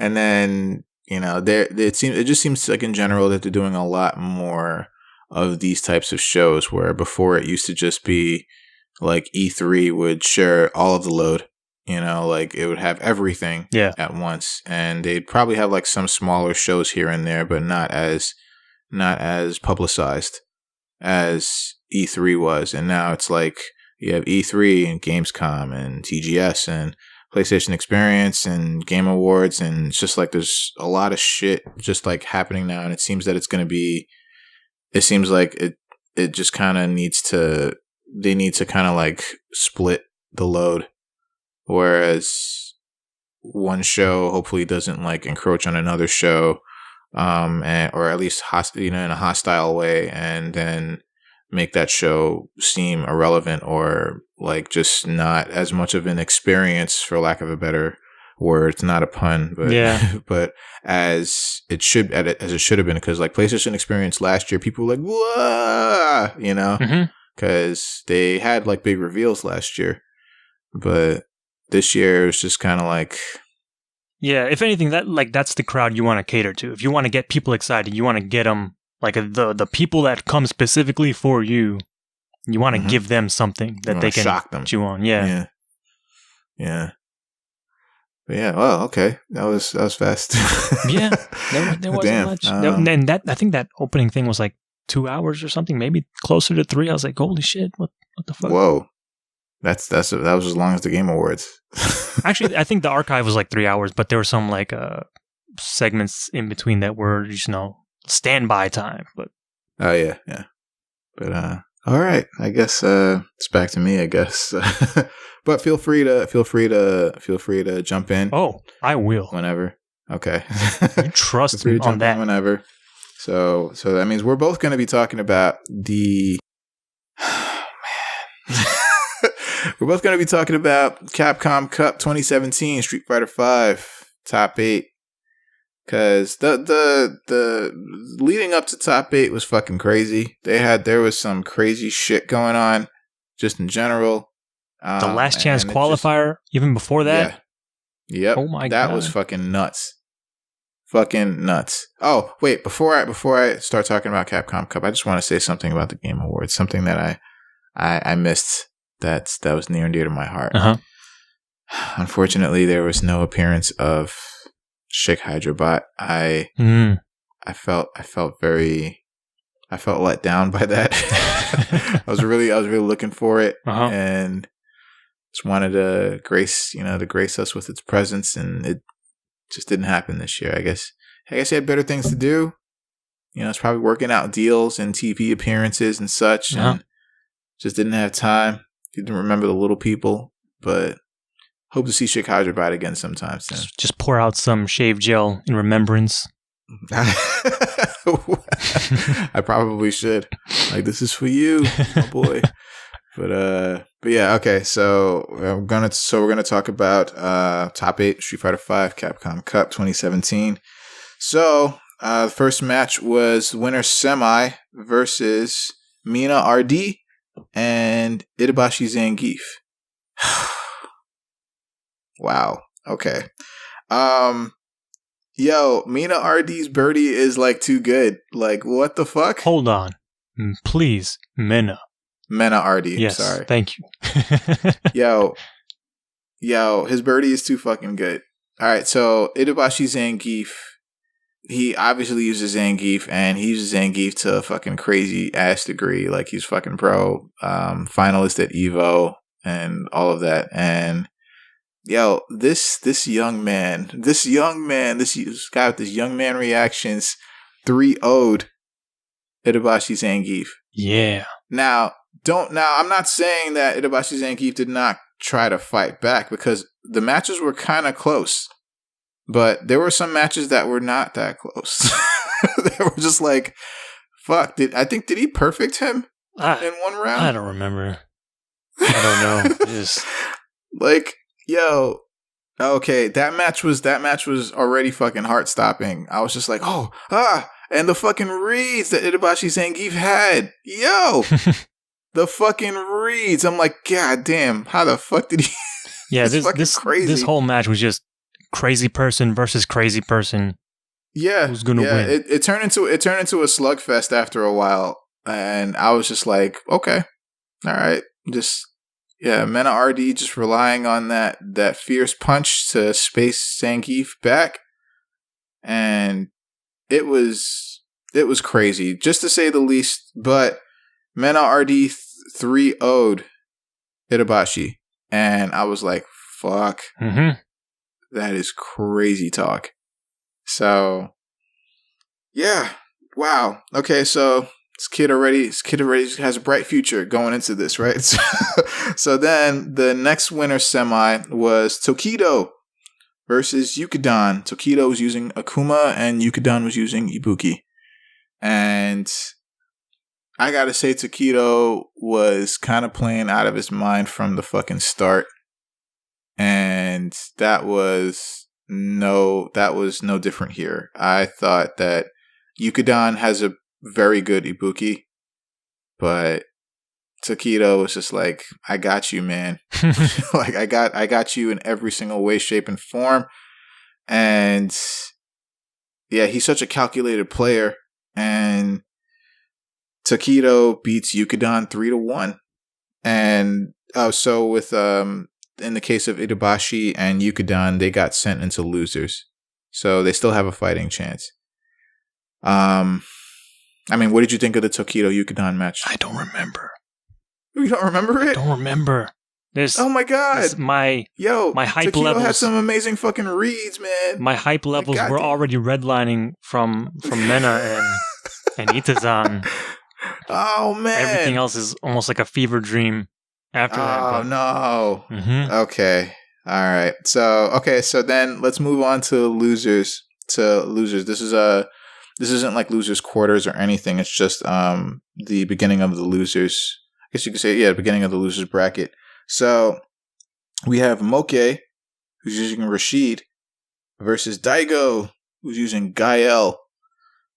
And the loser of this match is out of the tournament because this is the losers bracket. So while Daigo made some really, really nice adjustments to Moke's Rashid, because Moke's Rashid is nuts, as most Rashid players are, where they're just all over the fucking place, and, it's crazy. But his Guile was making really nice adjustments. I was just like, wow, okay. he was really kind of trying to take the match, but like because Moke took the first match convincingly, and then Daigo made some really good adjustments, but he still lost the second match. And so then Daigo wins the third match, and then Moke took out Daigo in the fourth match. So Daigo was eliminated, but I had to give it up to Daigo because his adjustments were like legit. I was like, wow, this is a guy who fucking plays, who's been playing these games for a while, because you could tell like he was doing really well. Yeah, his run all the way to top 8 was incredible on its own. I was like, holy shit, this man's playing crazy. Yeah, his gal's too good, man. but unfortunately Daigo gets knocked out of the tournament early. Or at least top 8 early, and so Moke moves on, and then the next losers bracket match that we have is Problem X versus Nemo. Problem X was using Bison, Nemo is using Urien. Now, Problem X took the first 2 matches super quick. I would say less than 2 minutes. 2 minutes real time, he took the first 2 matches. It seemed like Nemo was done. Like, he was fucking done. And I think Problem X took the first round of the third match. Like, Nemo was on his fucking last leg. Like, that was it. He was done. People were like, all right, Problem X is going to take him out easily. But then Nemo was like, nah. Nemo came back. He won the next 2 rounds. And then he's on the board. And then once Nemo got on the board, Nemo adjusted to Problem X. But Problem X fought fucking hard. Like, it was not easy for Nemo to take those matches. But Nemo does pull through and beats Problem X 3-2. Problem X is showing Bison was fucking insane. He had such a strong showing in that whole tournament. God damn. Super strong. Super fucking strong. Like, it looked like he was in it to win it. Like, that was a crazy strong Bison. I was like, wow. I was overwhelmed by like how strong that Bison was. And I'm like, he was doing really well. And it seemed like he was gone, but I don't know what happened, but somewhere there was a crack in there, and then Nemo took advantage and Aegis Reflector. Yo, those Aegis Reflector setups were crazy. Yeah. Like setting it up in front of him instead of behind him, so just fuck up his block timing, and it was just like crazy. So Nemo takes out Problem X out of the tournament. And so then we move on to losers quarterfinals, and that's Yukidon versus Moke. And Yukidon again using Ibuki, and Moke using Rashid.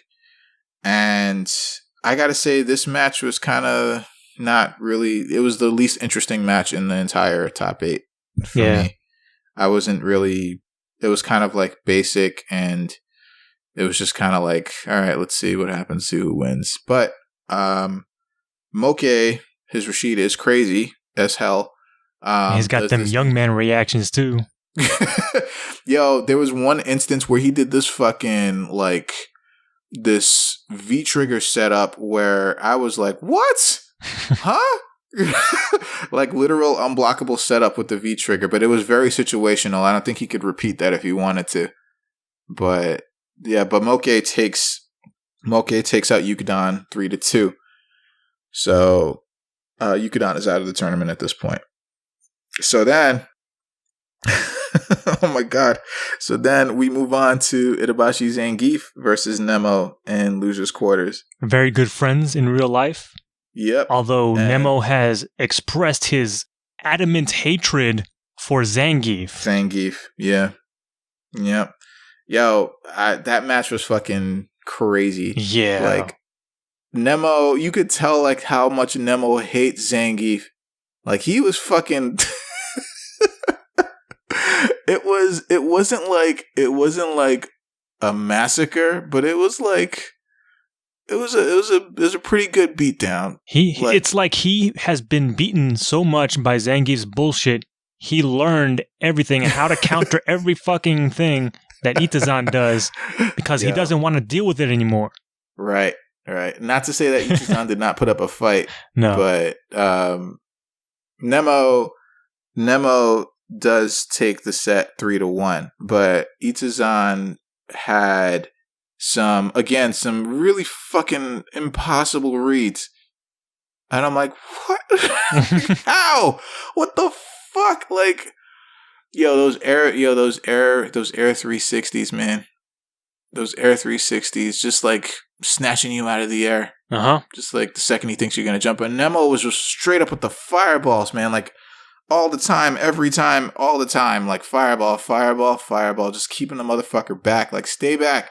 Stay back. You are not getting close to me. But yeah, that match was very, very. I was just like and then it was like fireball match.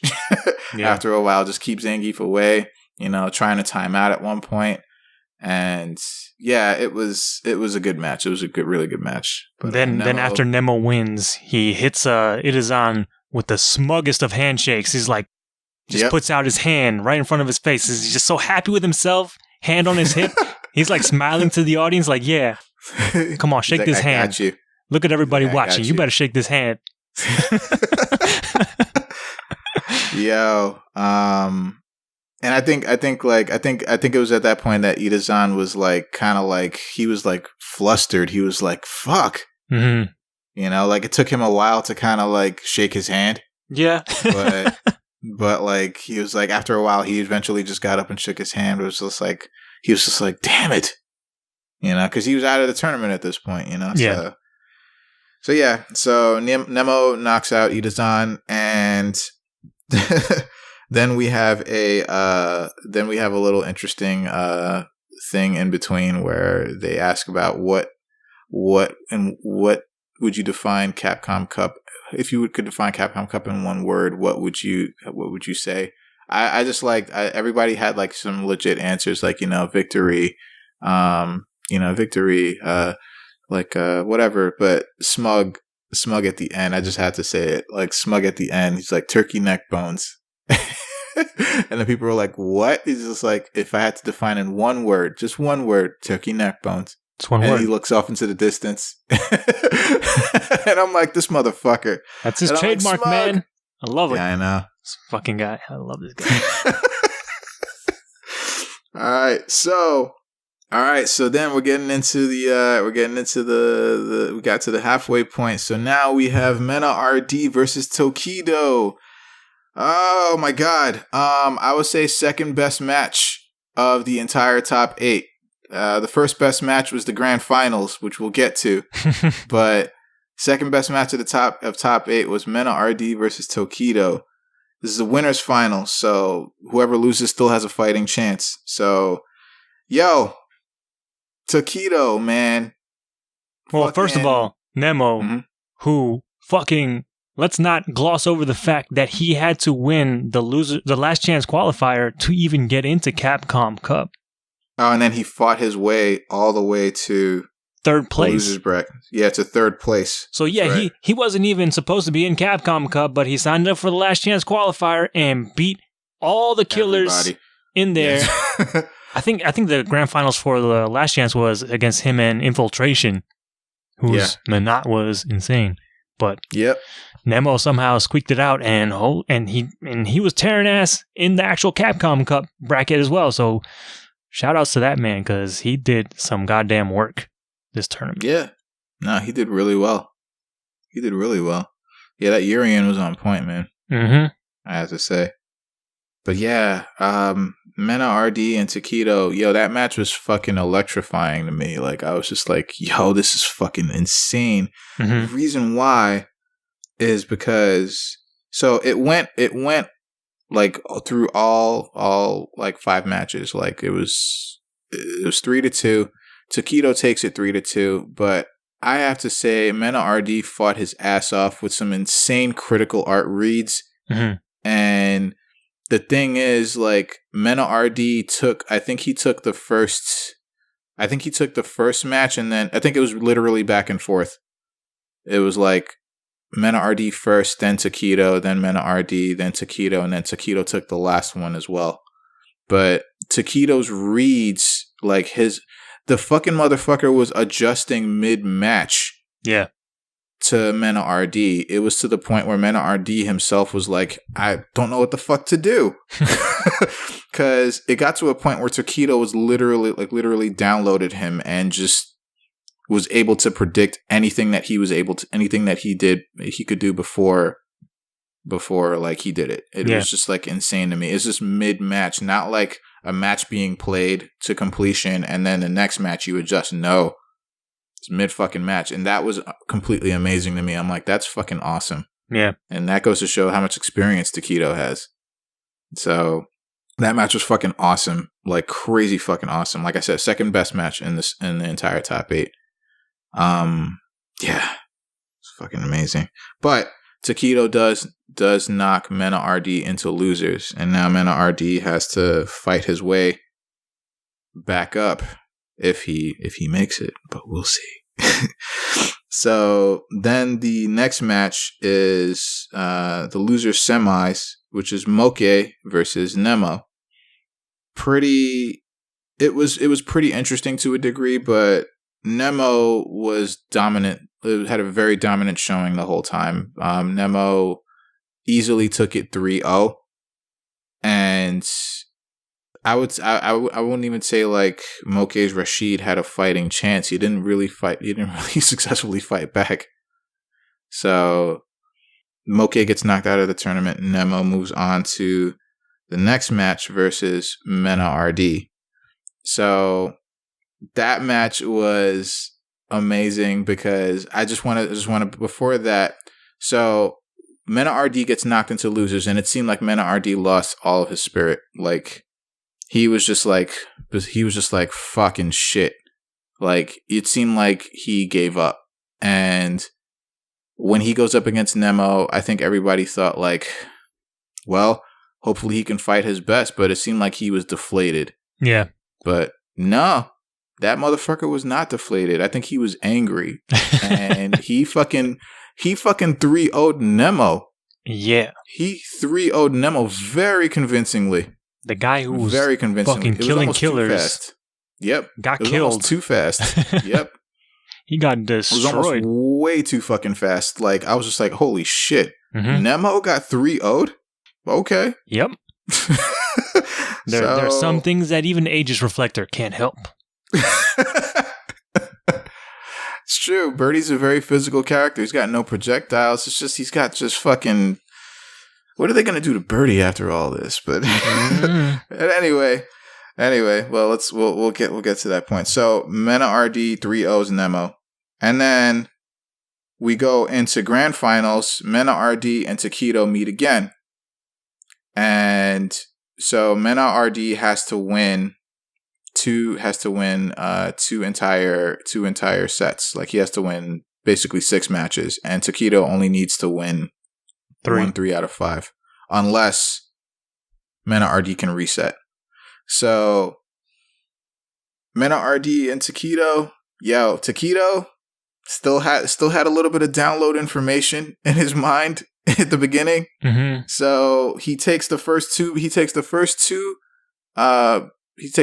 matches very convincingly. He takes the first round of the last match convincingly, and then something fucking happens. Like Mena RD, I think because Mena RD took a break in between the second and third match, and I think when he selected, it was weird. He started out with the original Birdie costume, and then he selected the costume that he's been using, and then when he selected that costume, I think that for some reason that woke him up or something.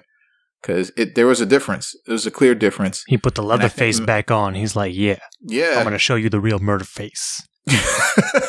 So something fucking happened, and Mena RD started playing out of his fucking mind. He was literally on death's door. Like, he was down 2. It was tournament point for Takedo. It was close the whole way, though. It was. It was a fucking nail biter. I remember that that third match, or whatever. It was like final match, final set, or final round and everything. and it was going to go either way. And there was like, I think Mena was like at least a hit away from being eliminated completely. Yep. I was like, holy shit, what the fuck is going on? Yeah, he made some insane fucking reads, and he tried something different too. Like he tried I think he didn't try he stopped doing that standing fierce punch so much because that was opening him up to a lot of Takedo, to a lot of Akuma's BS. But he fucking somehow he wins that set. So he wins those next 2 rounds, and then he goes on to win the next 2. It seemed like Mena RD had adjusted to Takedo at this point, so Mena RD succeeds in resetting the bracket. So now Takedo and himself are in losers, and whoever wins this set is a champion. And Mena RD starts fucking. I think this is when Mena RD is like he had like that laser focus, and he was just like, I'm gonna do this. I think I'm gonna do this. They kept showing, like, when he was winning, when he kept winning, they kept showing him, and they kept showing the Capcom Cup trophy, like, constantly after every match, and it was just like almost as like this was meant to be. And without anything further, Mena RD takes out Takedo 3-1 in the finals and wins the Capcom Cup 2017. And he was like, he couldn't fucking believe it himself. He put his controller down and he was just like, what just happened? He's like, did this really just happen? And then he got rushed on stage by all of his friends. It was fucking dope, man. It was fucking tight. Oh man. That whole top 8 was fucking insane. Yeah. It was the awesome. The whole tournament, man. The fucking everything, even from like the day before, when they had like all 32 starting qualifiers and the top 16, top 32. Mm-hmm. Craziness. So many insane matches. Yeah.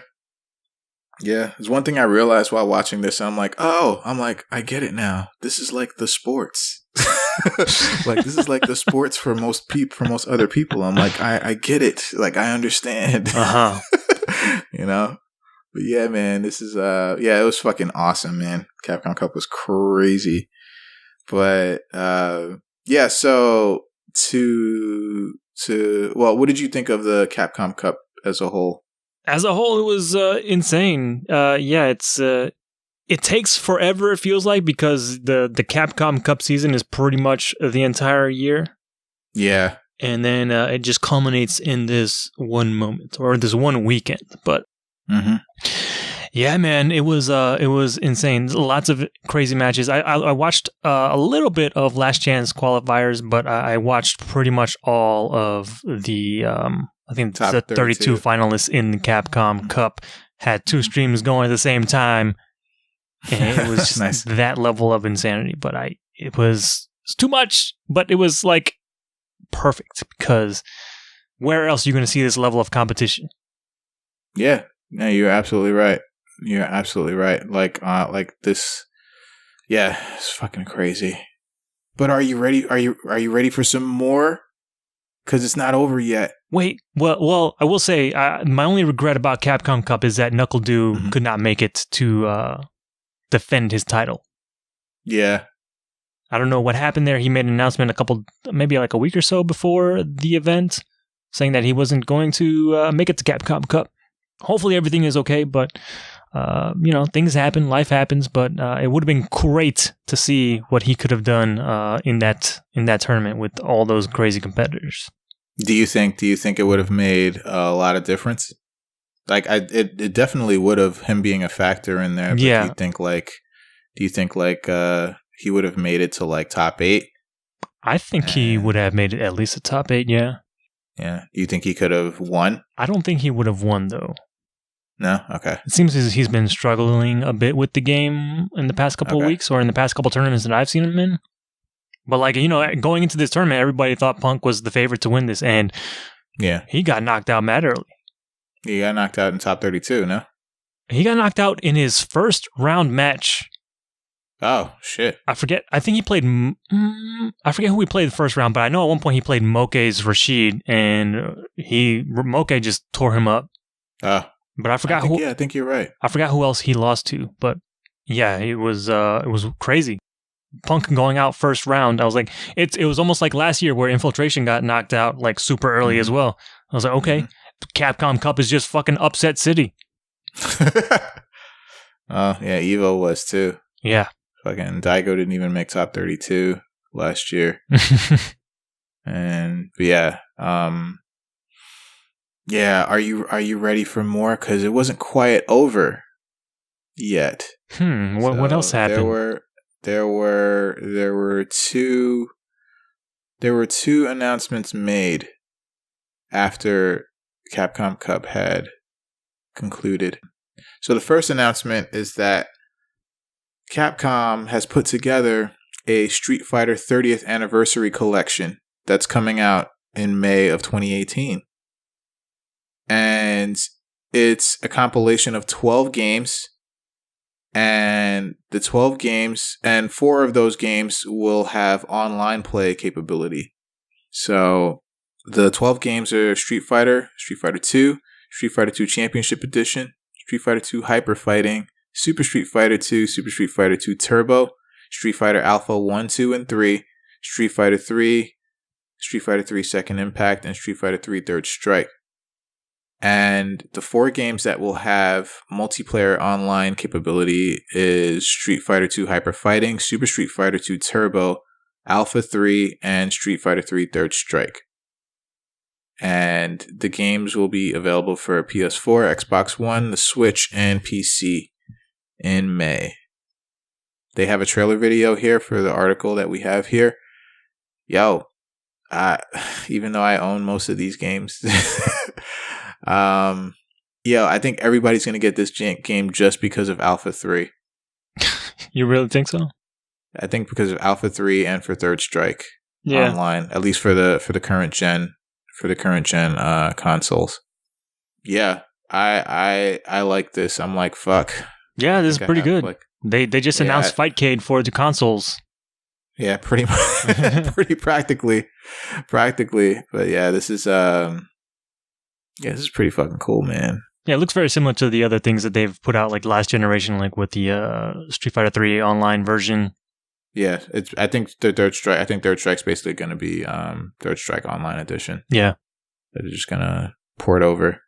Yeah, they're gonna have like ranked multiplayer and everything. Like that's also included in leaderboards and all that. That's pretty good. Yep. It's a fully featured multiplayer package. So then there's one more thing, just one last little thing. Yeah, we need to know the first season 3 character. Yeah, because that was supposedly teased, and the whole cherry blossoms. People were like, oh, it's Sakura, she's gonna be first. Mm-hmm. So they released this video for Street Fighter V Arcade Edition, and it looks like the intro to the game. No. Before that, it's Sakura. Oh, sorry. You're right. They released the Sakura trailer first. I like the way she looks, and I like the way she plays. It looks like she's changed a little bit. Mm-hmm. But yeah, but she looks like mostly the same. Yeah, not too much from Street Fighter 4. Yeah. But yeah, so Sakura is the first Street Fighter 5 season 3 character. And her Alpha 2 stage too? What? Yeah, with her little brother playing. That shit looks great. And playing games in the house. And then we got silhouettes again. Yay! But then we have a video. And it looks like the intro video to Arcade Edition. Which we've seen snippets of before, but they finally showed the full thing for us. And so I was like, they did something unprecedented, which has me on suspect alert right now. But what they did is that throughout this video, they actually showed all 6 of the new season 3 characters in the video. Mm-hmm. So we know who they all are. And at the end of the video, they showed the order in which they will be released, but not when. which is why I'm kind of on suspect alert. But Okay. so the new season 3 characters are we know Sakura's first. Blanca is going to be after her. Yes. Then a new character, Falk, Lady who Ed. is the girl that's with Ed. That looks just like Ed, but female. Yeah. Then, oh shit, Cody, yo, turn the beat back. Yo, they gave him a sick ass makeover. He's all cleaned up and everything. Looks businessman. I think a friend of mine has a theory that he might like still be bad, and he might be the new leader of the Mad Gear Gang. Oh, really? With that outfit, yeah, that's just a theory that he has. I was hearing that he's like the new mayor of Metro City or something. Yeah, it's possible too, because I think in one of the leaks they said like his code name was Mayor. Oh. And they didn't know exactly who it was, but they say Mayor, so he might be the mayor of Metro City too. That's pretty feasible. Okay. But then a new character, G, who I think G is Q before he turns into Q. Get it? GQ? Yeah, I get it.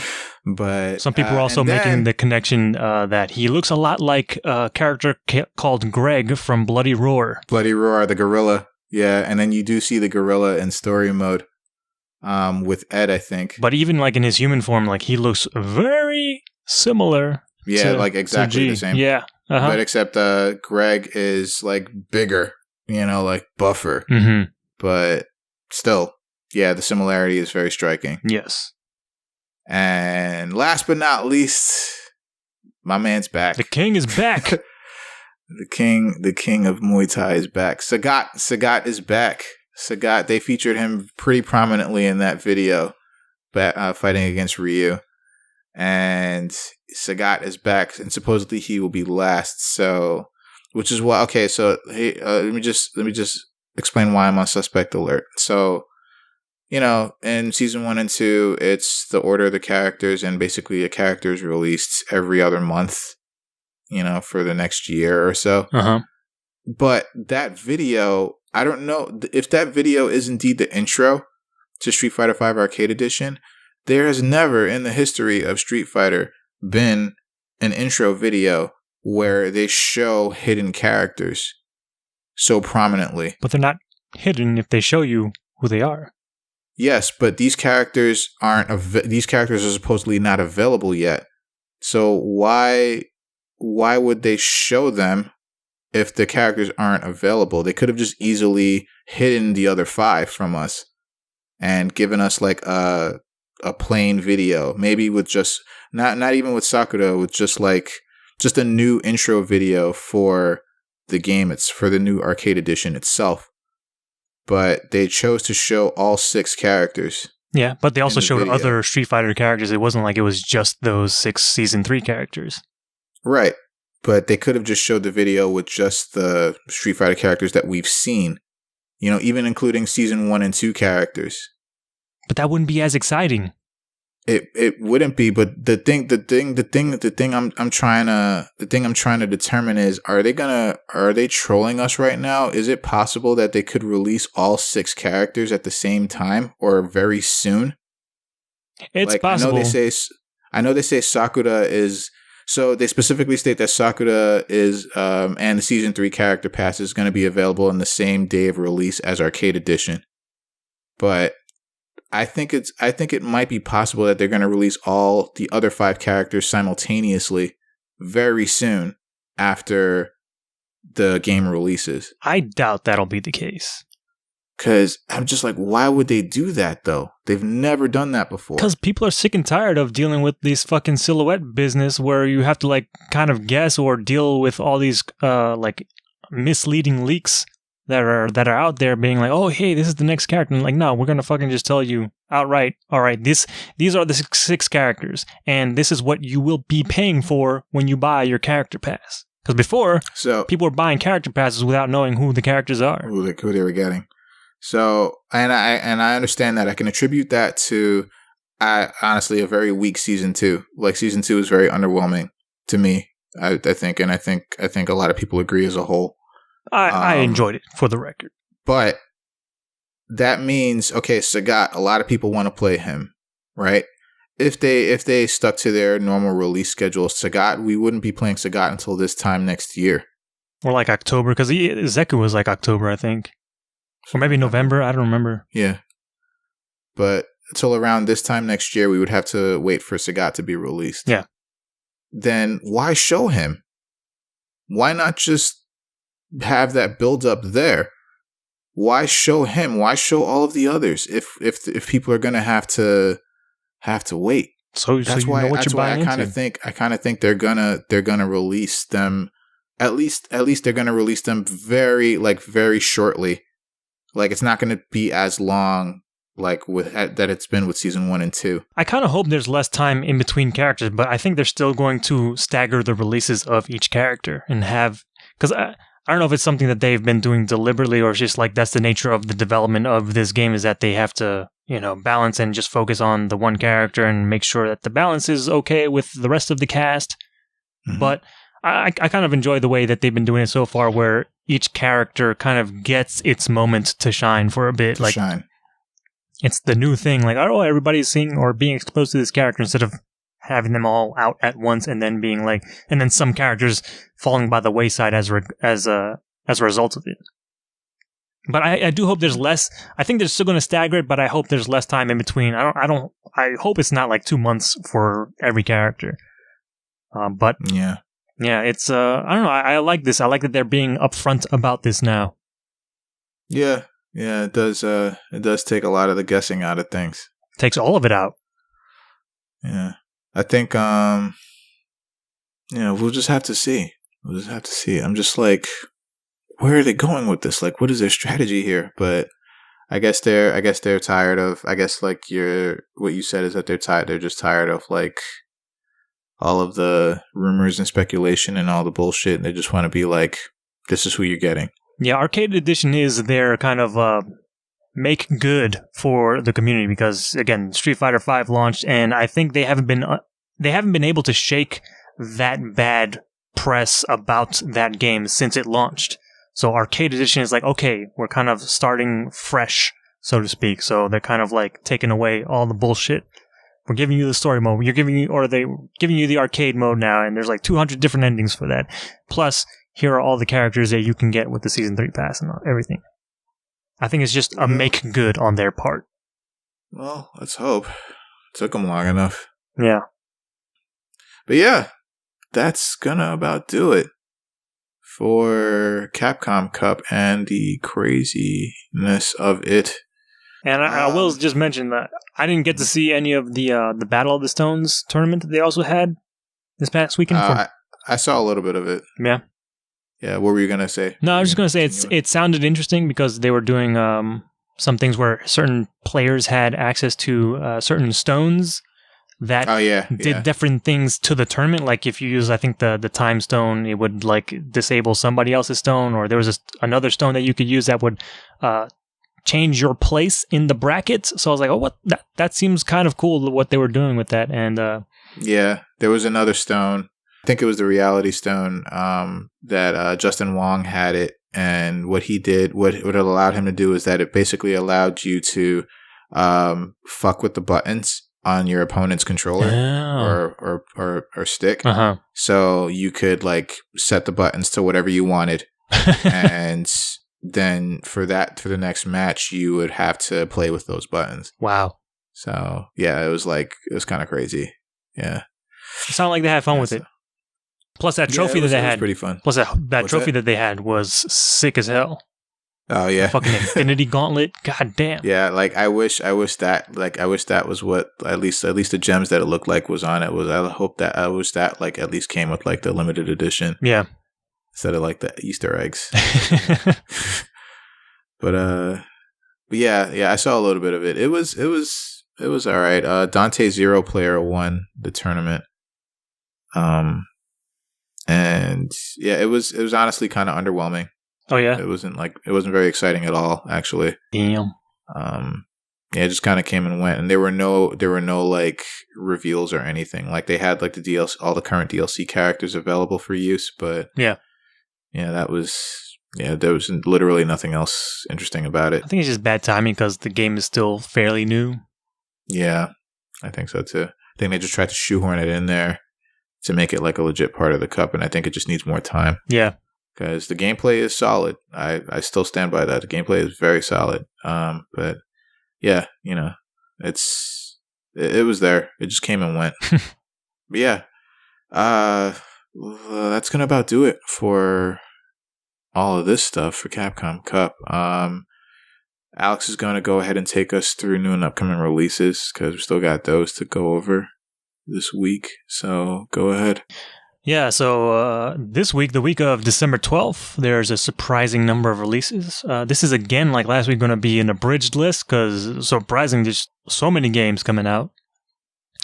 But first of which, this week, you can get Okami HD for the PlayStation 4, Xbox One, and PC. PC, huh? Unfortunately, this game only runs at 30 frames per second because I think there's some problems with the engine that they couldn't solve, or it's going to be too much work to kind of fix it. So, but you know, high resolution and everything else that is in there, and you know, it'll be playable. Fine, it'll be fine at 30 frames per second. Yeah, it'll be more than fine. Yeah. Also out this week, Gang Beasts is finally out on PlayStation 4. Fucking amazing party game, just wacky beat 'em up with like these weird creatures. I don't even know what they are. They don't look like people. They look like jelly people. The physics of those games. I still remember.